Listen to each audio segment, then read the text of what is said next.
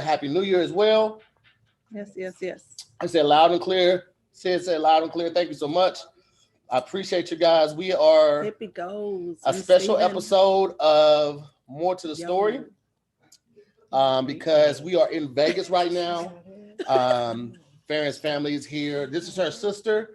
This is one of the three people that she shares a brain with that I always talk about. And yeah, if I lean forward, I'm blocking your light. So babe. I mean, that's it, right?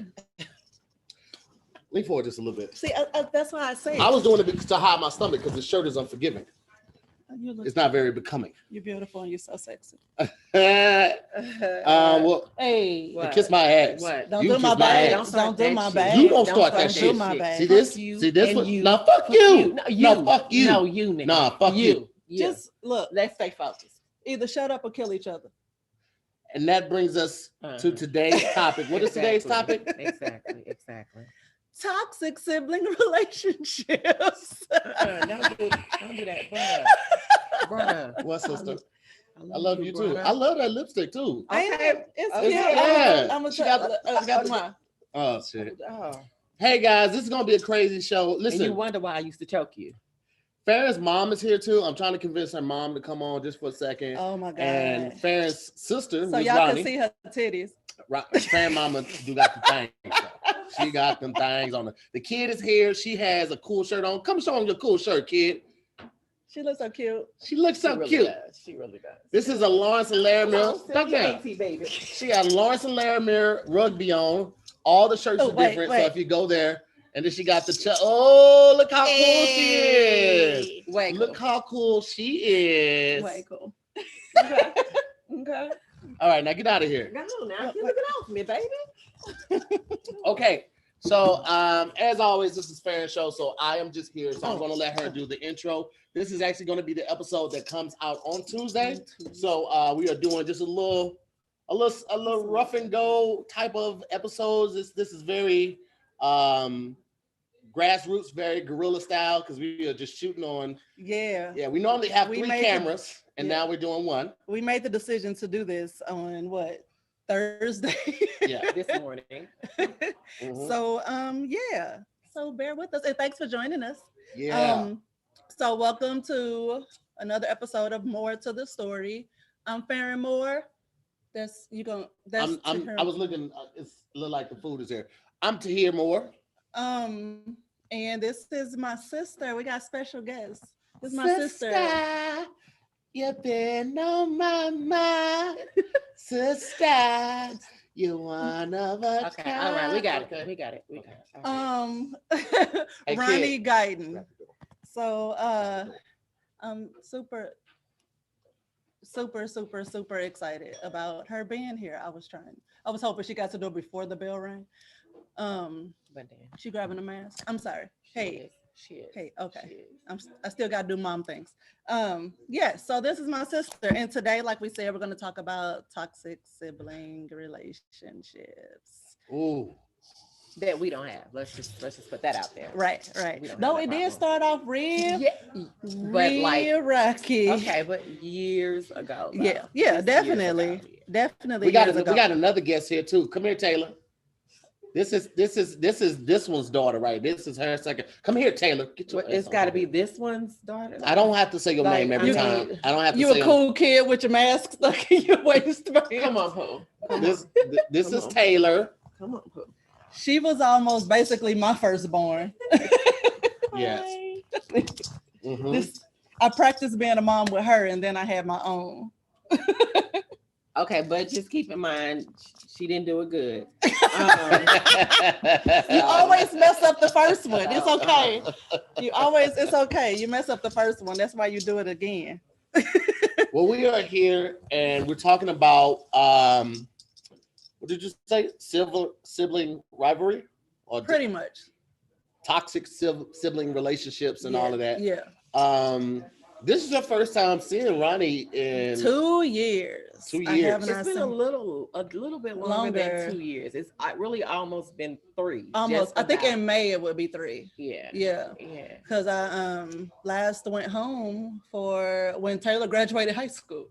Yeah, that was my last time. So I'm telling a little bit of your business. So my sister is she had diabetes, and like it was about to take her out. We almost lost her.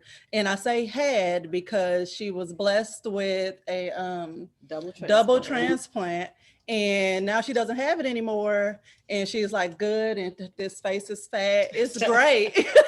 Like she was withering away. Face, you know? Right. We were legit about to lose her, and just the grace of God swooped on up and through, and kept her with us. So I got a kidney and a pancreas. Right.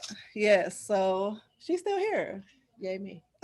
Better yet, yay them. I'm about to say yay us. Yay them. Yay us. Okay. So I picked this topic specifically because I've been watching, okay, spoiler alerts, y'all. It's this show on HBO Max called Flight Attendant. And just, you know, like the narrative you tell yourself as a kid growing up with your siblings, you can later find out it was totally different. And you know, if you get to wondering like why you've grown apart and all that, is because you guys have two different stories of how you grew up. And so that just got me to wondering, like, how do you cope with that? Or like how do you just write off family, especially a sibling? Like you kind of grew up in the trenches together, you know? Mm-hmm. And just like you and your sister, you guys didn't get close until like the last few years. Like now you even say I love you before you hang up on the phone. My sister and I, my younger sister Melody, we never were close growing up. Once she would split the time between being with me, my mom at my grandmother's place, and then being at her dad's house. And so there was a very what's the word, cantankerous? Okay. Cantankerous relationship between her dad. Was that not the word you just? It probably is. I don't know, but yeah, y'all will tell me in the comments if that's the word. I feel like is it cantankerous? I feel like it stopped scrolling. No, it's only like 37 people in here. Okay, but so I didn't go over there a lot, and because of that, and then I moved out at 14. So when I moved out, my daughter was, my sister was. She's a kid. We hadn't spent that much time together. Me and my sister started getting close her senior year of high school because she ended up coming to stay with me. I had custody of her while she was in high school. And then we lost contact again. We really just started getting really, really close within the last 4 or 5 years, to the point what Farren said, we started saying, I love you before we get off the phone, because that wasn't something that I did. I didn't say that to anybody though. I still don't say I love you to my mom when we get off the phone. It's just, I'm not that type. That's something else that she's helped me. You say it to me. Yeah, she makes me say it to her, and I also have to kiss her every time I leave the house. And when I don't, she be like, you acting funny? You're going to say your other family? That's why you didn't kiss me? And I'd be like, yes, but you know this already. I text you that before why you making a big thing about it? Oh, wait, right good till you walking out the door. Did you kiss me? Now I got to come up 46 stairs. And she could have said that beforehand. So she's a great. Nope, you got to learn. So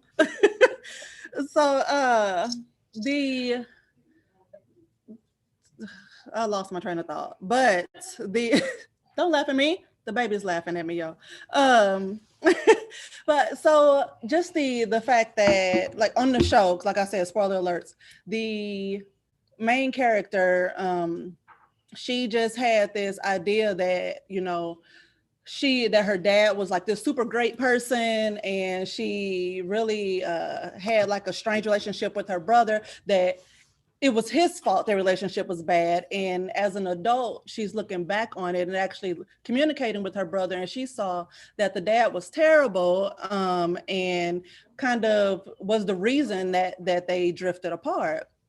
And it's just I found in looking up the topic that the kids, they really don't have a good reason to get along with each other unless they're motivated to by the adults around them. I thought that I always assumed that I was different. I didn't have any siblings my age, but my cousins and I, we got along well. And nobody had to tell us like, y'all cousins, y'all supposed to love each other it was just like that's who was my age, so that's who I played with when I wasn't at school. So I found that weird because I always thought that you just gravitated to who you grew up with and who you're around. Like we're in Vegas right now shooting this, and Taylor, who you saw, who is Ronnie's youngest, was hanging. She's here with her friend, and they're both in their early 20s. And Kendall, the kid, was hanging with them last night. We were in the jacuzzi, and we got out, and they stayed in, and they were hanging out. And there's a significant age gap, yeah. But they were still cool because they grew up together, and they already have that relationship. And I don't think that's something that you guys had to encourage them to do. I thought they were just around each other, so they had that. That's just it. So you're fighting for the same people's attention ultimately, and if that's not distributed properly, or sometimes it's just a personality. Like some people are just inherently just with a conflicting personality to their siblings, and so they just aren't going to get along. But if they're fighting for the same people's attention, then the competition is what pushes them apart. And so they don't always grow up close. And then too, when there's just a significant age difference, it's hard to try to really make that connection. Like for us, like we had a hard time connecting in our earlier years. But also we were like almost 10 years apart. Right. And for me, it was like, I don't know, it was really hard for me simply because I felt more like a mom than a sister because I did a lot for her when she was little. And to go that long being an only child and basically being kind of dethroned in a way, that caused a problem too, because, fast forward to what I was like maybe 5 or 6, and our younger sister, our dad's youngest daughter, she came to live with us. And then, so she and I, because at that point, I'm not the baby anymore. And I'm, was really hard fighting, for both of us, fighting for attention. Yeah. She and I ended up not being that close. We were never at war with each other. We just didn't really click. And so now as an adult, I realized like there's no reason for us not to get along. Right. And so I actually, contacted her and was like, hey, I just want to make a vow to just do better at being a better sister, because we have no reason to not speak. Right. Whether it's just checking on each other, like we do not talk at all unless Ronnie starts the conversation. And I'm like, that's silly. I want to pause it for a second, because I remember you tell me, like, here's the thing. I talk about Ronnie and Farren and the kid all sharing their brain. It's because the closer they are, it's like the reverse Hitchcock thing. Like the closer they are, the more they act like each other. Like the kid and Farren are twins, but when Ronnie gets in that stratosphere, oh my God, it's like having 3 of the same person under one roof. However, I remember you telling me that initially Ronnie was mean. Oh yeah, she didn't Ronnie really was a very evil teenager and early 20-year-old. She was mean. Okay, she was. I was a sweet little precious baby. I was so innocent. Farren's also a professional liar. Not lollipops and gumdrops. Okay. Hold on, wait. Val, my sweet Val, come here.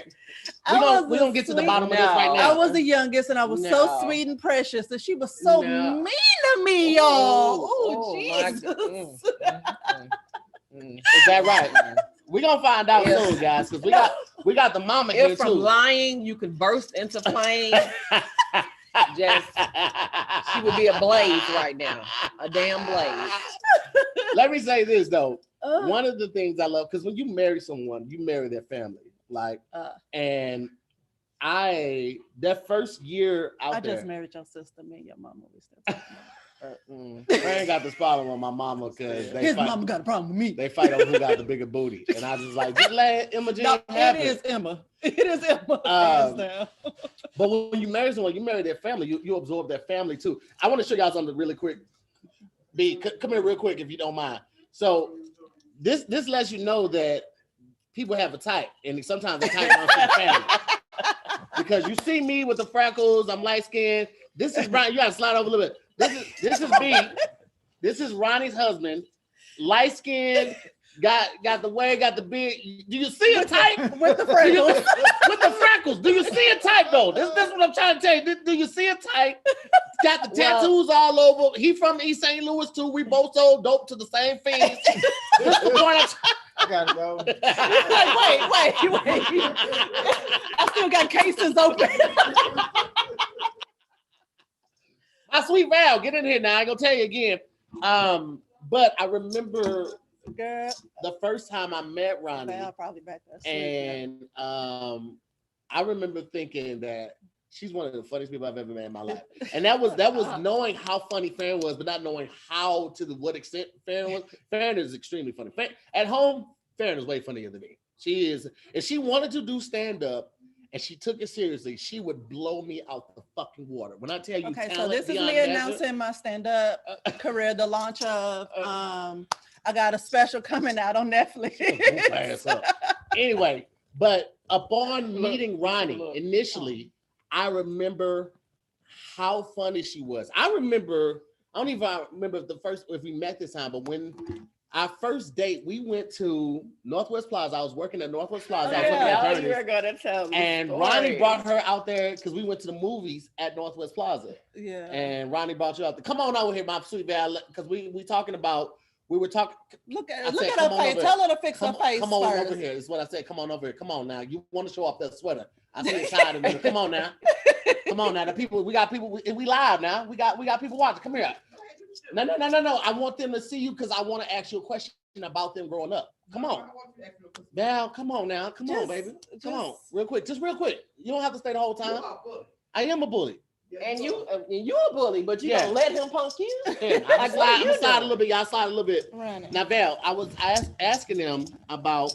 Come on over. I'm trying. These pants, they sticking to the couch. I was asking them about growing up. How I remember Farren telling me that Ronnie was mean first growing up, but Ronnie is saying that Farren was just a horror child herself. I was a sweet little baby angel. You were a damn black Chucky. Okay. Okay. Ronnie was mean, but Farren was sneaky. But she wasn't innocent. She wasn't innocent, baby. She wasn't innocent. Good having you. Thanks for joining us today. No. You stay here, Val. No. Because listen, I want to talk about the fact that Ronnie went through what she went through with diabetes, but you had what I had, diverticulitis. And from that, you lost a lot of weight. And I swear, when you lost that weight, you became a different person, Val. Let's talk about that. I don't even understand what this has to do with the topic. This just has to do with her OnlyFans page. My what now? OnlyFans page. Let's talk about that. She don't even know what that is. Just go now. Do you even know what that is? Save yourself. Abort. Why do you have an OnlyFans page? Why did you come up in my feed? Oh my God, just go. What you doing on there? Go. Just told on yourself. Val, go ahead and get up out of here. Just go. Yeah. See, you did that. I did. There was no need. Jesus. Okay. Anyway, so this is what happens when I don't know what the topic is. I just start rambling. Okay. No, you definitely knew what the topic. He did know.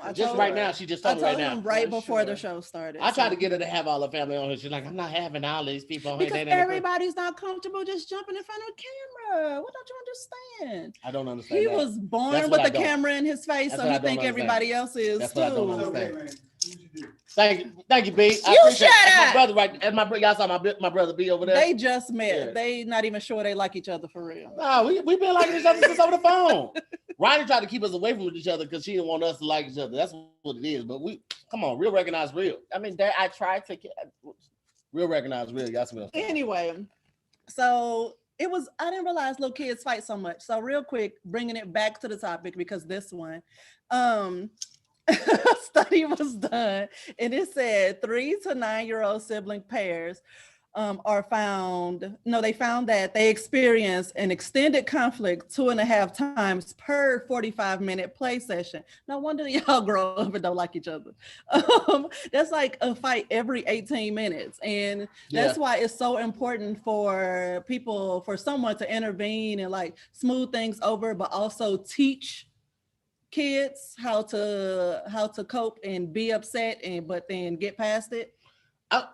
See, just I don't know, like how to manage your emotions. Right. Because you deal with just reading some stories on the type of people who hold on to grudges. Like some people will hold on to it forever. And she just left. Oh, don't you do my sweet You're right. You're right. I'm telling. Right. I hold on to grudges. I will let you know that. You used to get beat up. You talk too much. I'm telling. Now I'm saying the okay, connection. go ahead. Say it, man. Say it. No, I'm just saying. Now I'm saying the connection. Val said I was sneaky. I used to tell. Yeah. Okay. That's why I beat your ass. I still remember this come one on time. in. I don't know. I think that we should talk about like favoritism, like from your parents, and how that kind of plays a part into like how close you and your siblings grow up. Absolutely. Plinko. Which is so crazy because she's my mom's favorite. Okay, that's just what it is. That's what it turned into later. But initially, when I was before like teenage, middle school to teenage year, to high school years, you were like, if we went to a store, you wanted anything, mama found a way to get it for you. But me, she'd be like, girl, no, we're taking you to grandpa's. But you you was at the mall. Shout out to the people that remember what grandpa's was. If you're from the Midwest or the South, you remember Ventures. You remember Grandpa's. You could get a polo. You could get a Ralph Lauren polo. But one of the sleeves gonna be longer. This button right here, this button gonna be over here. It ain't gonna be no need for that button to be over here, but that's where it's gonna be. Like the buttons aren't gonna match. The buttons aren't gonna match. Absolutely. We gonna take you shopping at Burlington's, baby. Yeah. But this one we take it to Famous and Bar. Yo, I said this before. I said this not too long. Famous and Bar is Macy's. It was not actually called Famous and Bar. It was just Famous Bar. Right. We always put the "and" in there. It's owned by the May company. Black people. Yeah, absolutely.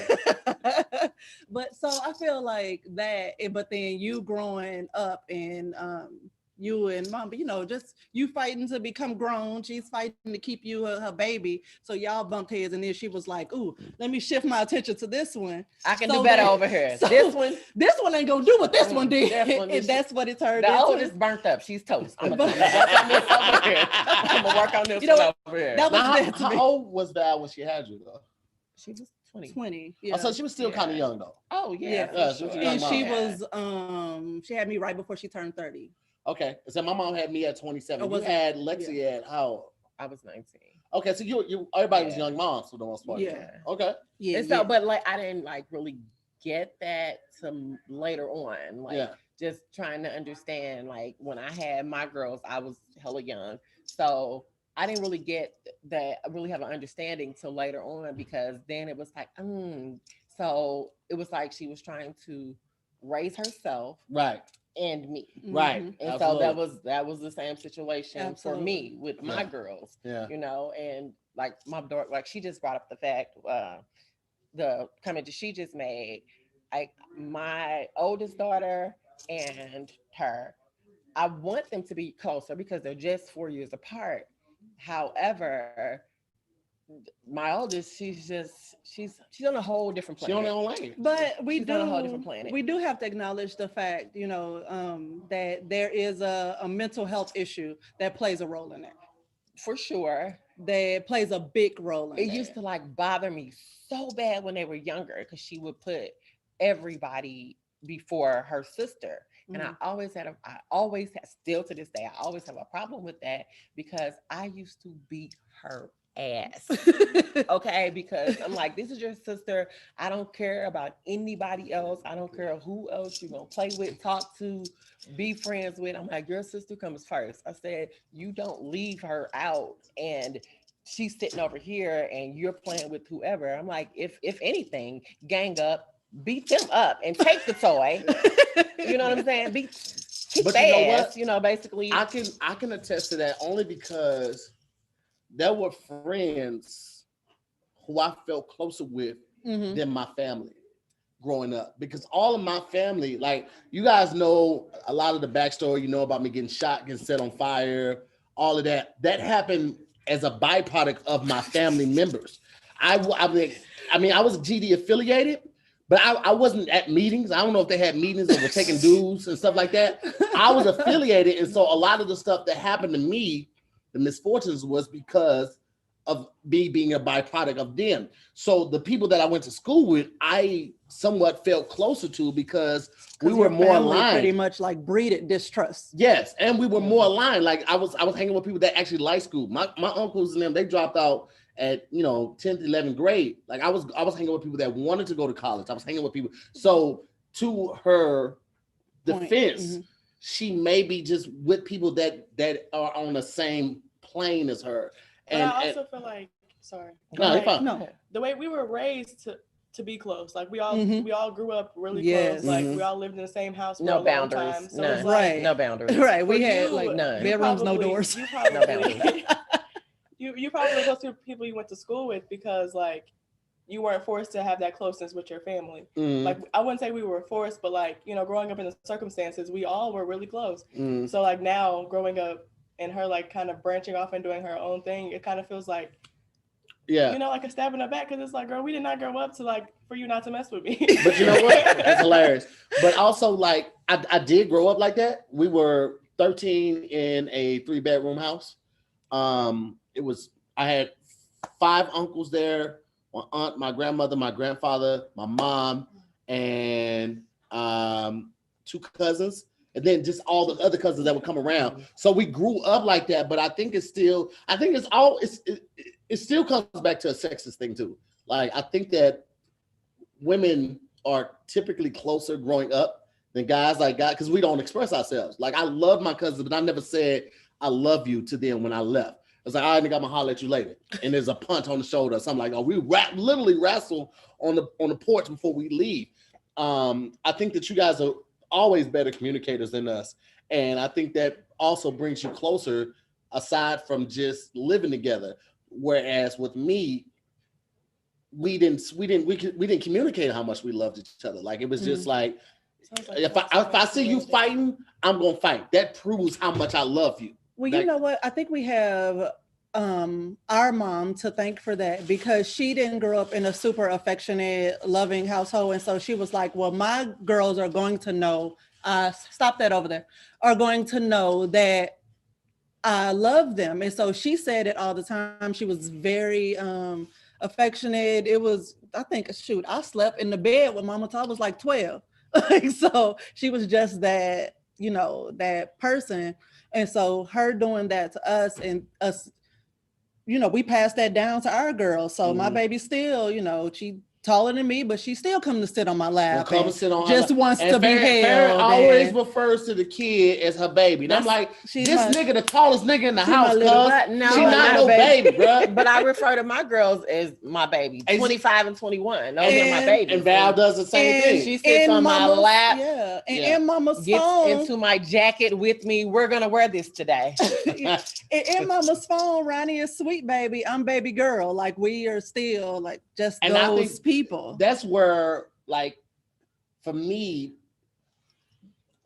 adjusting to someone else's mindset when it comes to parenting was somewhat of a struggle. But because wait a second, I'm sorry, because I remembered it earlier. I mean, I was waiting to say it earlier, but then I forgot it, and now I remember again. So let me say it real quick. Right. You helped me to appreciate friendships, though, because I definitely took friendships for granted because of how close I was with my family. Yes. It was like, I don't need outside people. Listen, like my family is it.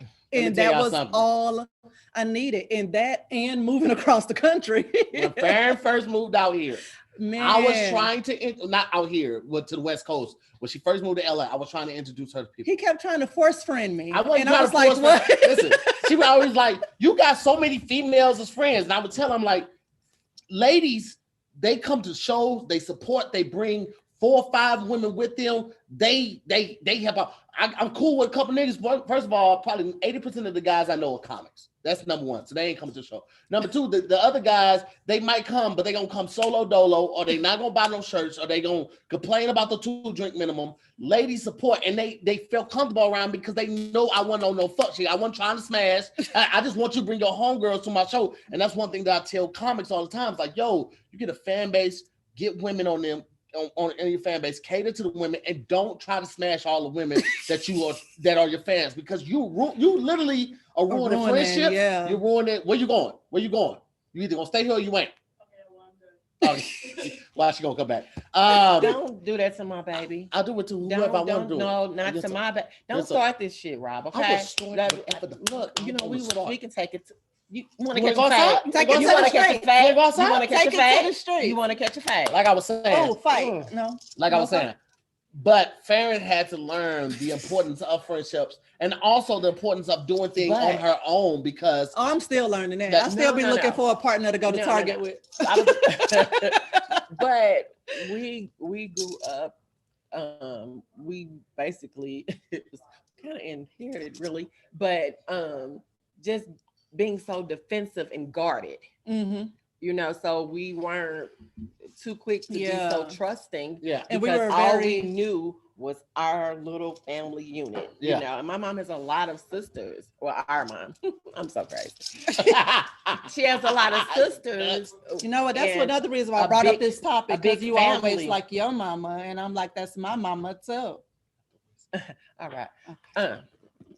But she has a lot of sisters, and she was just really close with us, and so that's all we knew, just us. So it was hard to like let other people in or be trusting, because like I said, we grew up to just be defensive, be guarded, watch yourself, right? Don't trust nobody, don't trust that bitch, you know. And oh my God, what happens in this house stays in this house. I think that's a black thing there though. telling. In the house. That's one reason why I was so against therapy though. Because of that.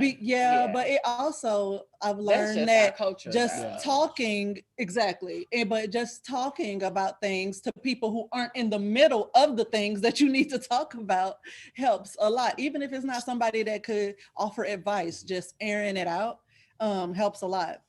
I feel like we all over the place, but it's okay. This is a nice conversation. Yeah, it's flowing. Everybody gonna trip off. Y'all ain't tripping on y'all. Y'all watching, y'all ain't tripping. Look at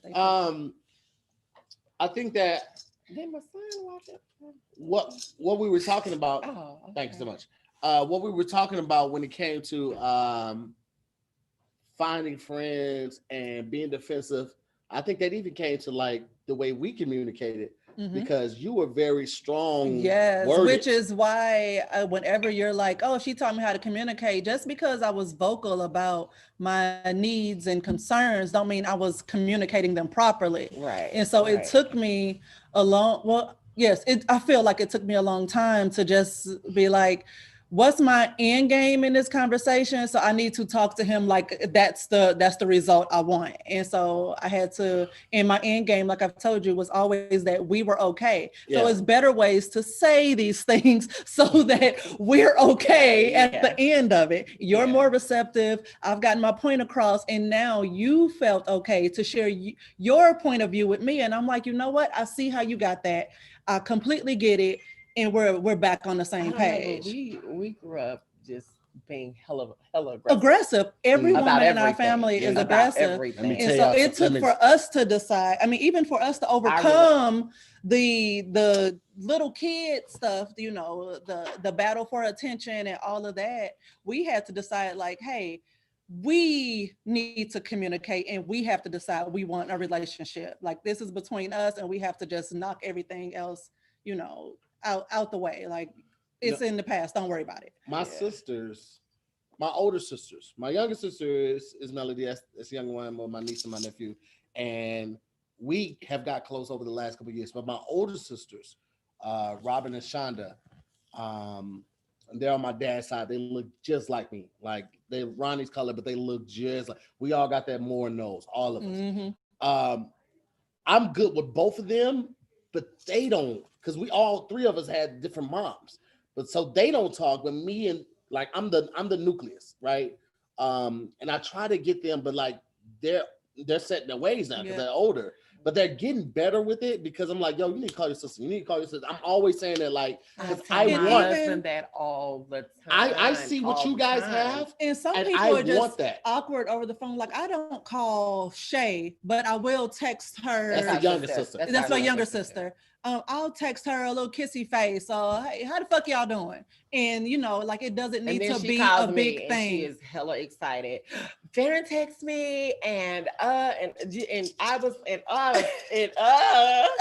I'm like, yeah. I mean, because whenever we're around each other, we have such a good time. But the minute we part ways, we just don't speak again for years until she brings us back together in the same space. And I'm like, it shouldn't take all that. I mean, that's what I'm here for. I'm a joy, I did bringing bitches together, That's her big mama. Bringing bitches together. She's funny, man. It's motherfucking but, funny. She's trying to break into our bedroom with some tweezers and then some fingernail clippers. We locked her out because she kept just. Okay, wait a minute. What they not gonna do? I ain't seen these motherfuckers in almost 3 years. You gonna tell me I can't come in there? Like, for real? No, we're not doing that. And when I get in, scoot over. We're not doing that, So I was in there, okay? And they were excited, So let's put that out there. I went in and, and they just was like, you about to leave? I'll say, yeah, I'm gonna be back. I'm in the room down the way. I'm gonna grab something. I'm gonna be back. It was like, Harry, So that's how that went, but go on, say what you. She didn't make it in. I unlocked the door. Only some of that. I unlocked the door. Okay. And she's standing there with the stuff, and she's like, "I almost had it." You didn't almost have nothing. Okay. You didn't almost have nothing. Just pause. Just pause. That's why the fuck we can't get along. No, that's why the fuck we can't get along. You can't just You say know why the fuck pause we if can't. things were still going. No. I was telling him to just pause what the fuck he was saying. No. So because of us overcoming our differences and blah blah blah, she wiped her cooter cat with her hand before she got that ice. That's my baby. No, she doesn't do that, but she constantly digs in her ass. She constantly digs in. I said that last night in the jacuzzi. I was like, "Why your hand in your ass?" Yes. Stay focused. Yes. So because of the way we overcame our differences, of course, I know everybody's different and everybody can't do that, but it would just blow my mind when somebody's like, oh, I don't talk to my siblings.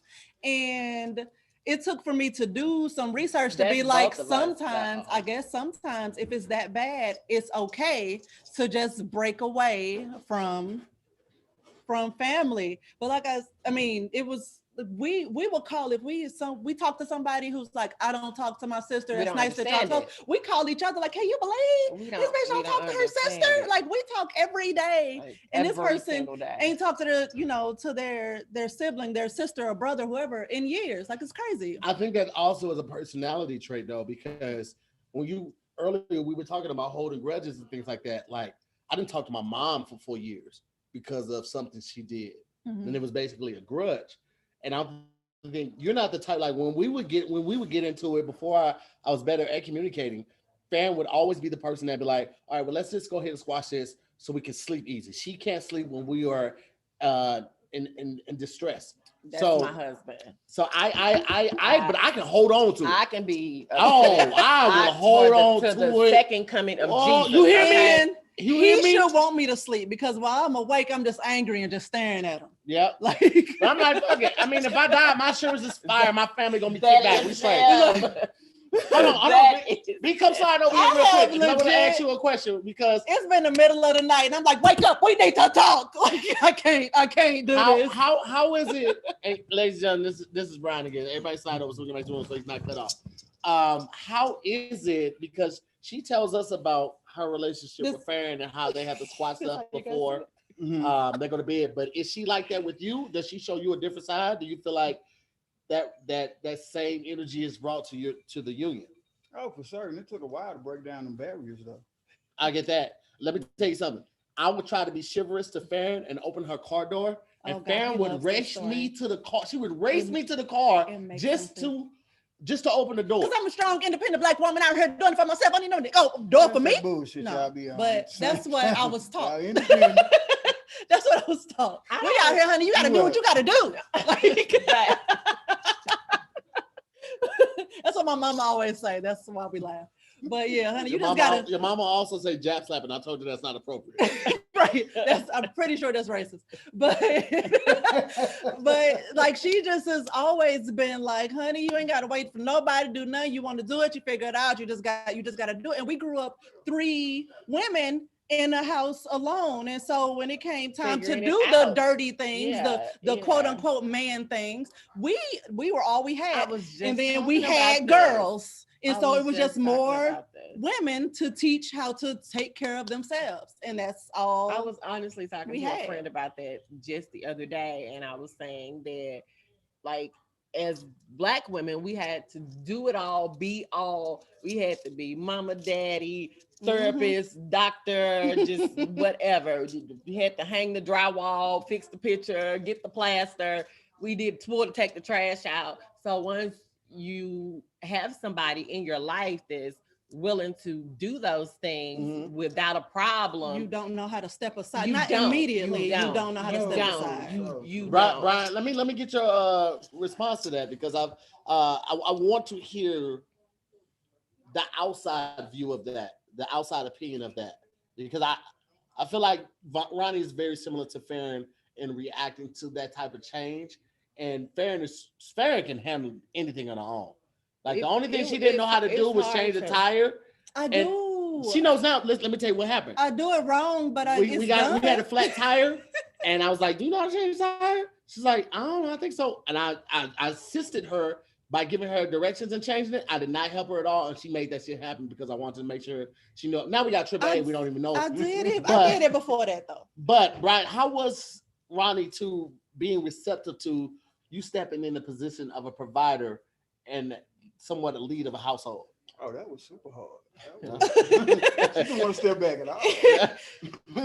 I didn't know how. Nightmares. I didn't know how, simply because, like I just said. But at the same time, she would ask for it, but didn't want to let it be received. You know what I'm saying? Well, how would she ask for it? Like we wanted it on our terms. Wait. But I got words to say.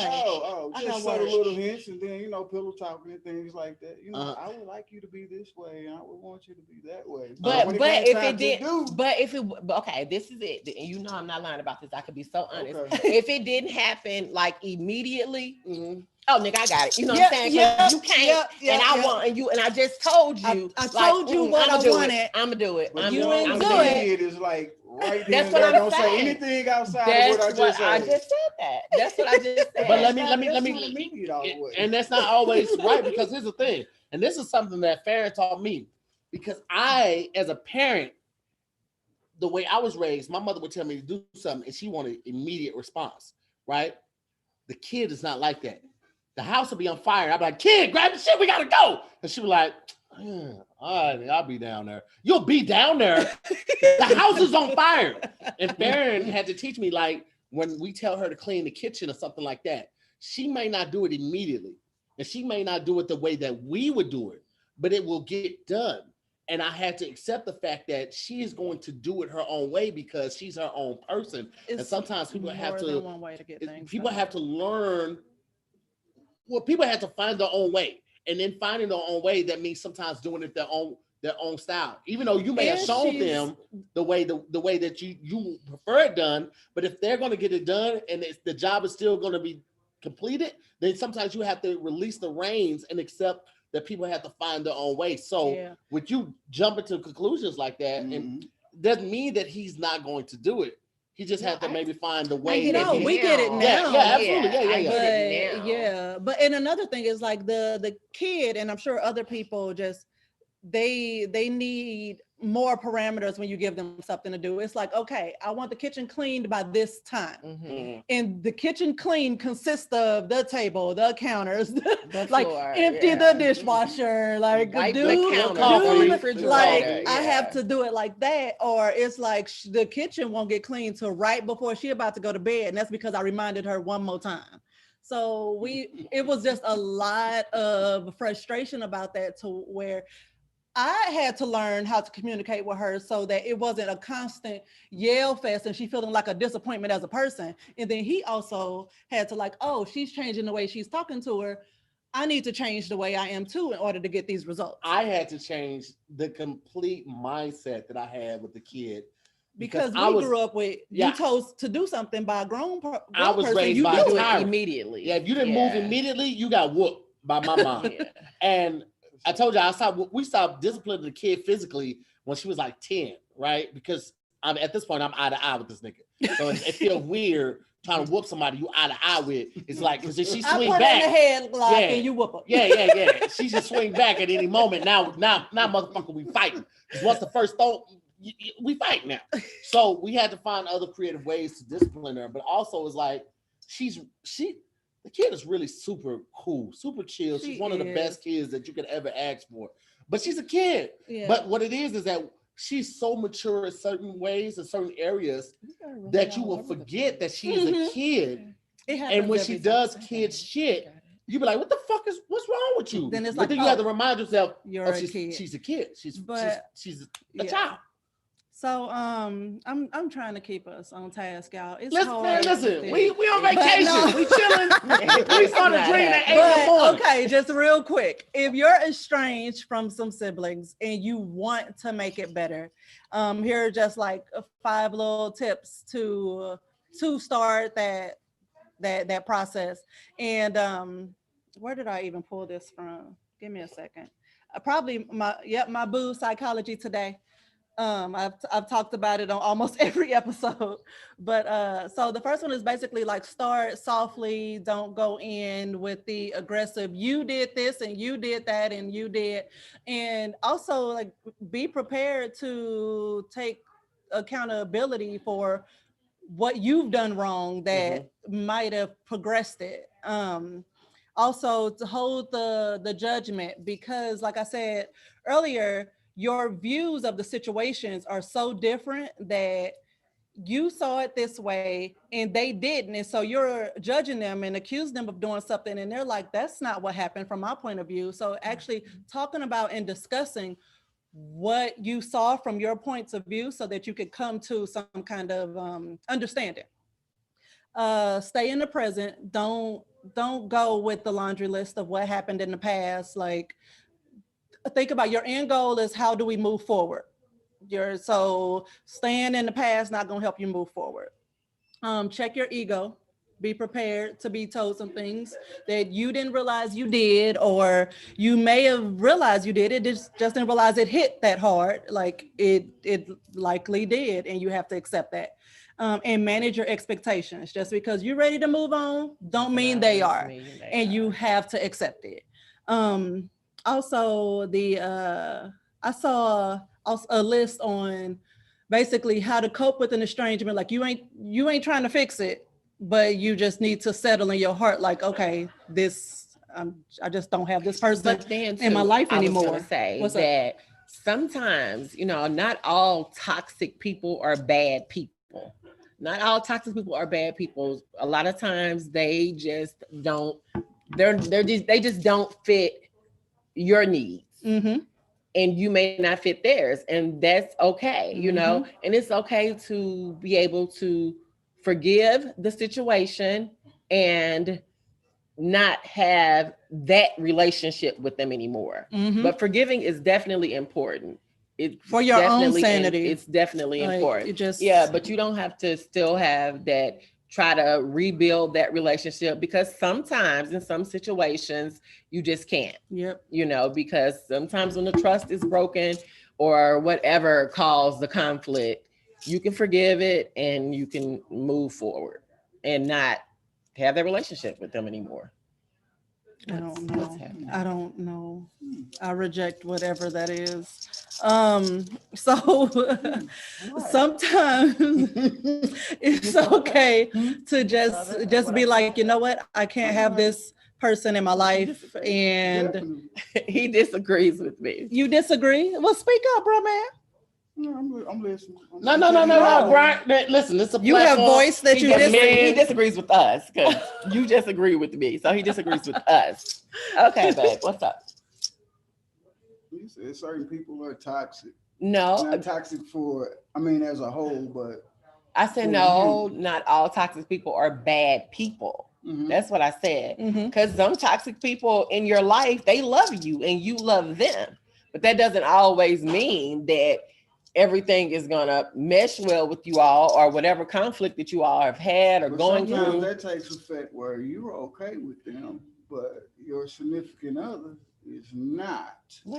No, I'm just saying. You're saying because that plays a part and everything. Now, what do you mean? If you're with someone, okay, if I have friends that you dislike, which you do, which I do. Fuck them. You Brian, sit up a little bit because I want to bike and pick you up. Just now, that's my dude and stuff, but she like, nah, fuck him.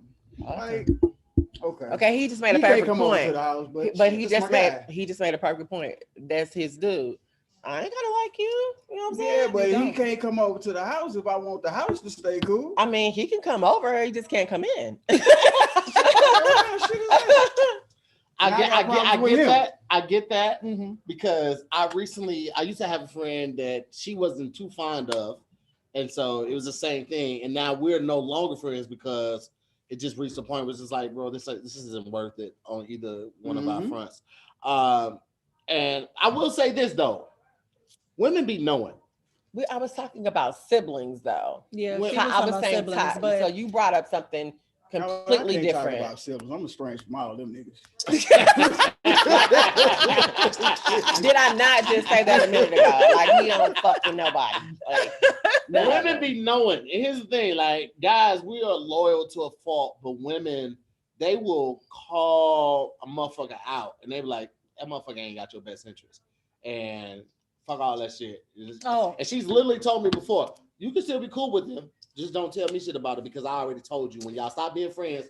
I already told you that motherfucker want to go. Sure. And she was dead as right. I knew the stories, like it was a pattern. The stories just kept adding up, and I was like, he's trash. Okay. I was like, same here. You'll see it eventually, but bum ass nigga, like you can't want more for him than he want for himself. Yeah. So fuck him. You know, I mean, I said that a minute ago. Fuck him. That's what I'm saying. But see, this is where it comes off harsh because it's fuck him to her because she doesn't have the relationship with him.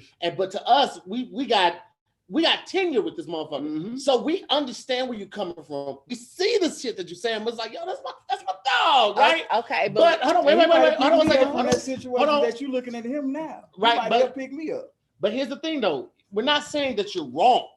We're not saying that you're wrong. It's just harder for them to break ties. It's harder for us to break ties because that how you guys are, that might have been our family.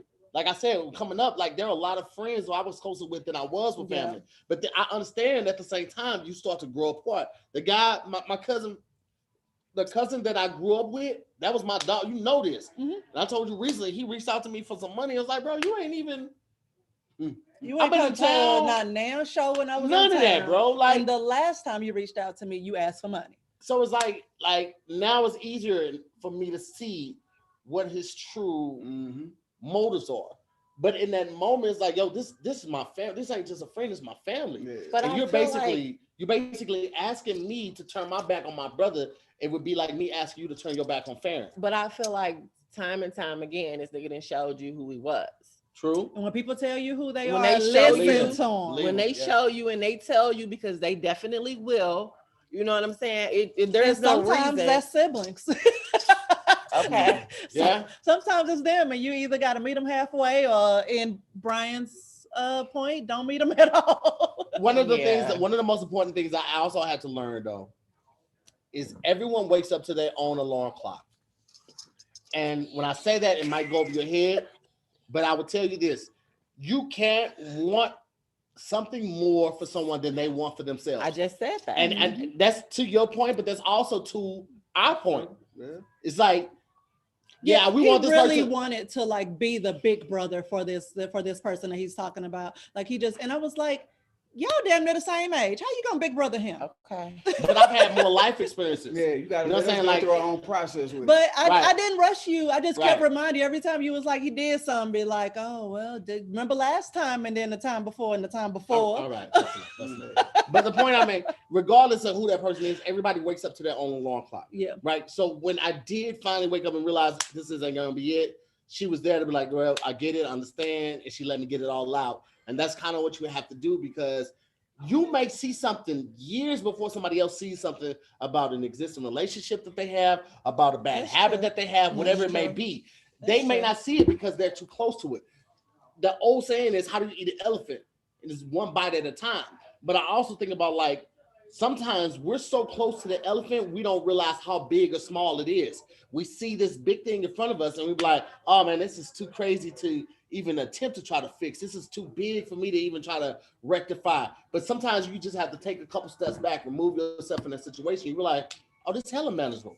Oh, this is all I got to do. I got to take a couple steps over here and I can get around this obstacle. But sometimes when you're too close to it, you can't see it. And that's what I mean by everybody wakes up to their own alarm clock, because sometimes you have to take a little more time because you are so invested, because you are so close to it, the obstacle, whatever the relationship may be, you're so close to it, you don't see how hazardous or how toxic or how bad it can be. And you have to step away from it to realize, oh, this is how I fix this. I just walk away from it.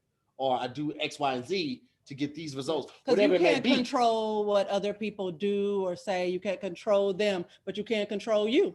Absolutely. And so that's comes to the taking accountability. Have I been making excuses for this person's actions? Like, are they legit wrong and I've just been making excuses? That's on me that I've stayed here and allowed them to treat me this way. But also what you said on those 5 points, managing expectations, is because that's on both sides. You as the person that's the spouse of someone that may be in have a toxic relationship in their life, you have to manage those expectations for yourself and for the person. But and also me being in having a toxic friendship, I can't want more for this person than they want for themselves. So I had to manage my expectations. Like, he's not going to do it until he sees the worth of saying this or doing this or starting to change that behavior. So it's not a one-part situation. Like, if you are accepting somebody in your life as a spouse and they have a toxic relationship, all you can do is kind of be there for them, but you could also tell them why their relationship is toxic. But it's ultimately going to be up to that person to accept that truth. Yeah. True. I'll let you come to your own realization. I was just there to say I told you so. So and she did do that. I did. I was like, I can't not say this. But just to bring it on home. So if you want to make things better, then if you want to make things better, those are you so stupid. Those are the steps. I'm like, oh man, wait. So like I said, start softly, hold the judgment, stay in the present, check your ego, manage expectations. But also if it's not possible, it's okay to walk away. Like, because I was definitely one of those people that would make somebody feel bad for walking out on family until I understood that, like, sometimes family is shit. Like, and there's nothing you can do about that. They just are who they are, and it sucks, but just move forward and continue, because it's for your own self-respect and peace. Insanity. You have to move forward. So any other points anybody want to make? Brian Law, sis? No? Okay. So this has been another episode of More to the Story. Thanks so much for joining us. I'm Zahir Moore. I'm Farren Moore. And I'd like to thank our special guests. So we have Ronnie and Brian, as well as Taylor and the kid and Mama Val with the titties. Yeah, with the titties. We also have Tierney here. She didn't hop on camera, but Tierney is a good friend of Taylor. She came out here. Yeah, I never sold drugs. Yeah. He has to say that because he got a government job now. I ain't got no government job, so I tell y'all the real. I sold a little weed, didn't make no money, so I quit that shit. It was super stressful. And anybody thinking about selling weed, don't. Especially right now because they got dispensaries out and you ain't gonna make no money, okay? Especially if you're on the West Coast. Okay. I'm sorry. I gotta pee, y'all. Bye. Bye.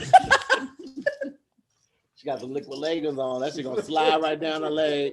I told her to just go ahead and pee. Yeah. You know? Well, I mean, we got a deposit. But, no, but I'm saying those are liquid leggings. I peed in mine.